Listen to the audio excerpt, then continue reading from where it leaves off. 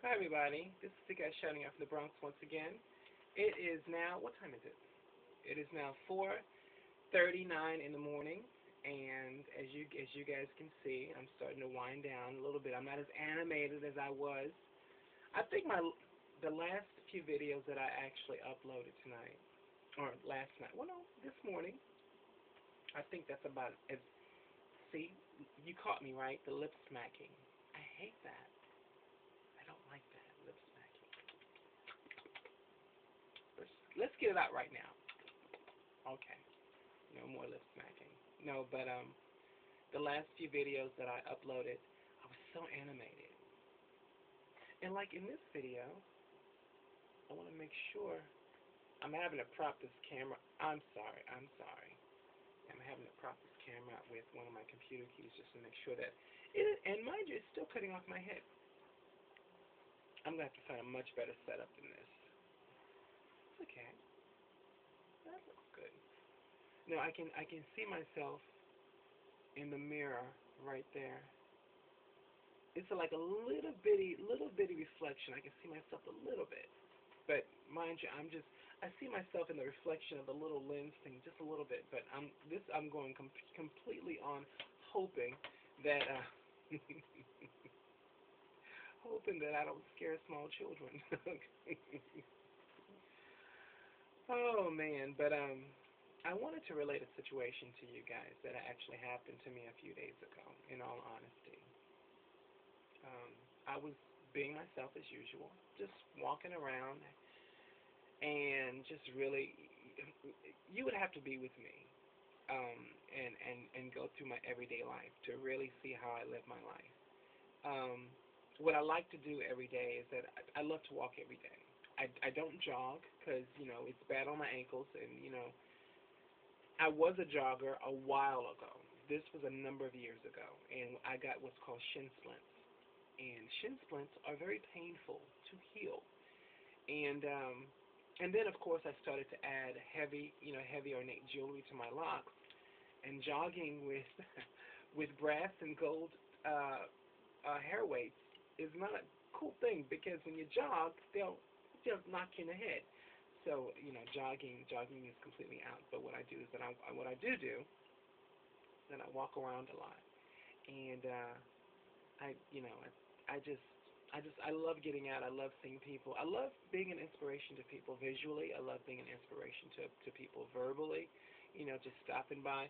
Sometimes people will stop by and say, they're asked about my locks, or they're asked about my clothes. Asked about my clothing line. I actually had. This was really nice. I had a couple stop me a few days ago and asked me about espejonelsonatelier. And that's one thing we actually haven't talked about in all these videos. If you guys have noticed, I am now uploading all my videos onto espejonelsonatelier site. Well, this is the espejonelsonatelier YouTube site. And I always promise myself that I would always make sure that each video spoke about the line at least. I kind of voted against that specifically because I don't like you guys feeling that each video I'm trying to sell you something. That's not what these videos are about. I do have a line. I do want to be successful at that line, but the reason why I actually get in front of the camera is specifically to make friends. And it makes me very happy. It makes me very happy. And I don't know why. It's always been that way. Me and the camera has always been that way. But anyway. So I'm walking around. Yeah, we're going to get back to the situation. I'm walking around, and there's this one dude. He lives in my building. I don't know if he's retarded or stupid or just fucked up.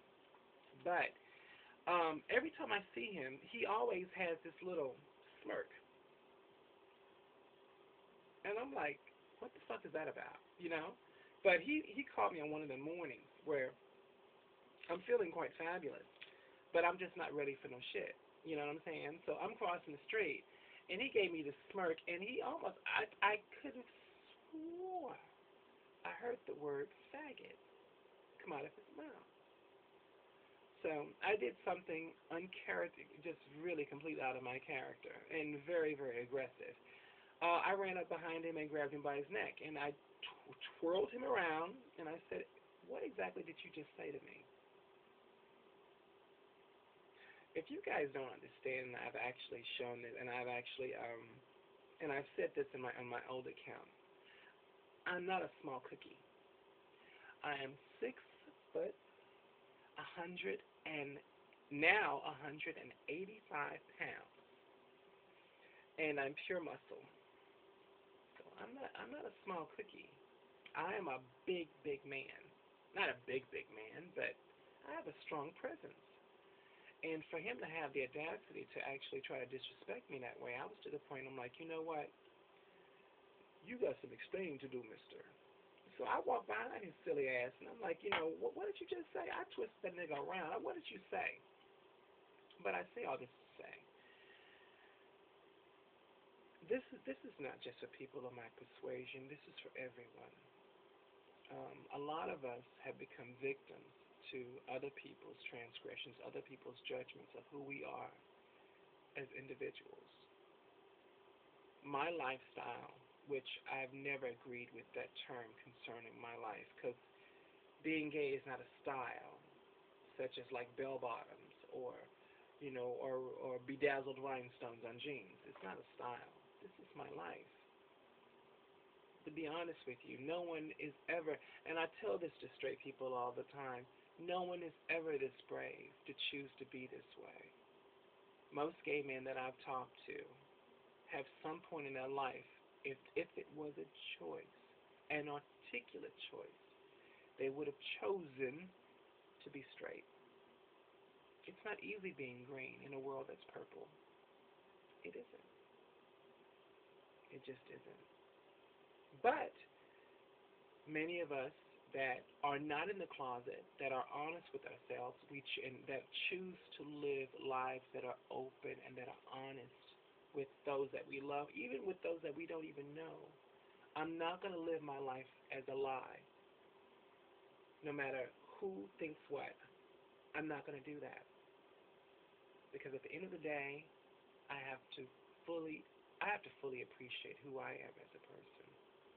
So, anyway, um, I was kind of, usually it rarely, rarely, rarely ever happens because I have such a presence.